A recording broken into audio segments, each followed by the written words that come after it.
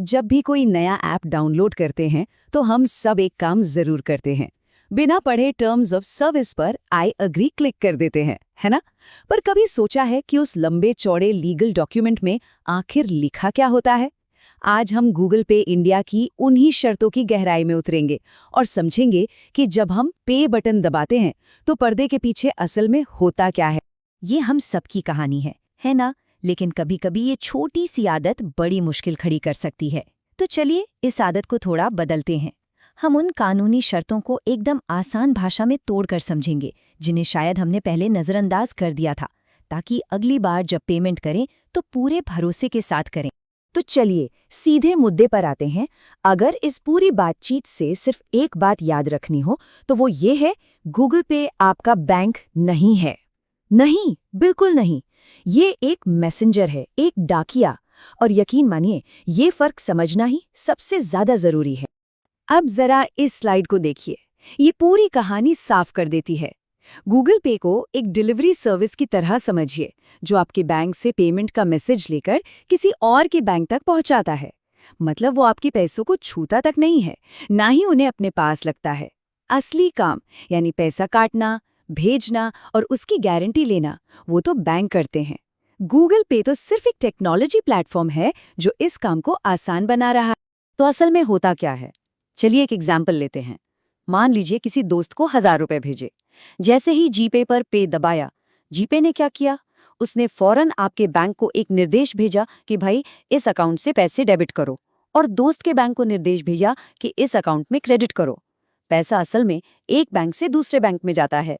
जीपे इस पूरी पिक्चर में सिर्फ एक बिचौलिया है।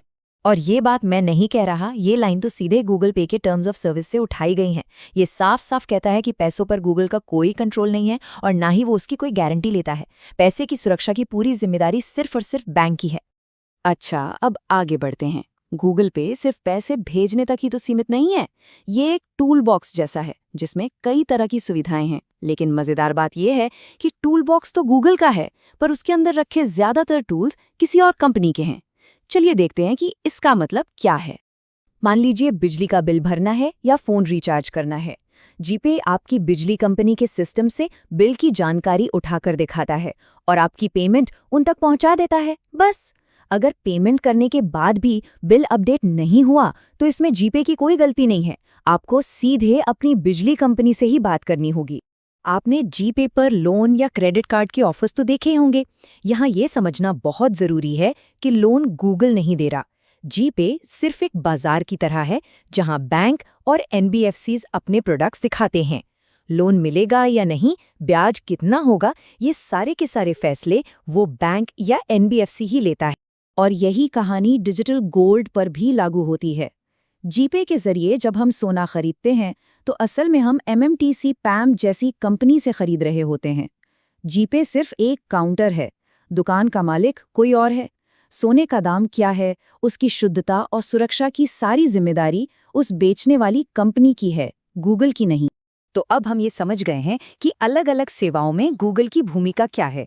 तो अब जरा खेल के नियम भी जान लेते हैं, यानी कौन इस प्लेटफॉर्म का इस्तेमाल कर सकता है और किन कामों के लिए। नियम वैसे बिल्कुल सीधे साधे हैं। जीपे इस्तेमाल करने के लिए भारत में मौजूद होना, एक भारतीय बैंक अकाउंट और एक भारतीय मोबाइल नंबर होना जरूरी है। उम्र 18 साल से ज्यादा होनी चाहिए या फिर माता पिता की देखरेख में इसका इस्तेमाल करना होगा। सिंपल। और ये स्लाइड तो देखिए, बिल्कुल साफ साफ बताती है कि क्या करना है और क्या नहीं। जीपे रोजमर्रा के कामों के लिए है, दुकान पर पेमेंट, बिल भरना, दोस्तों को पैसे भेजना। लेकिन इसका इस्तेमाल जुआ खेलने, गैर कानूनी सामान खरीदने या मनी लॉन्ड्रिंग जैसे कामों के लिए करना सख्त मना है। ऐसा करने पर अकाउंट हमेशा के लिए बंद भी हो सकता है। अब आते हैं सबसे जरूरी हिस्से पर। एक यूजर के तौर पर हमारी अपनी क्या जिम्मेदारियां हैं। इन शर्तों को समझना सिर्फ गूगल के नियम जानना नहीं है, बल्कि ये अपनी खुद की सुरक्षा करने जैसा है। इस एक लाइन पर जरा गौर कीजिए। ज्यादातर पेमेंट्स वापस नहीं हो सकते। इसका सीधा सा मतलब है, एक बार पे का बटन दबा तो पैसा गया। अगर गलती से गलत इंसान को पैसे भेज दिए तो उन्हें वापस पाना लगभग नामुमकिन है। सारी जिम्मेदारी भेजने वाले की होती है। तो सवाल ये उठता है कि अगर कुछ गड़बड़ हो जाए तो शिकायत आखिर करें कहाँ? ये स्लाइड एक सीधा सा गाइड है। यूपीआई पेमेंट फेल हुआ, अपने बैंक से बात करें। बिल पेमेंट में दिक्कत है, बिलर को फोन करें। लोन की ईएमआई में समस्या है, लोन देने वाली कंपनी से संपर्क करें। आप देख रहे हैं, लगभग हर मामले में जवाब गूगल नहीं बल्कि वो असली सर्विस प्रोवाइडर होता है। तो निचोड़ क्या है?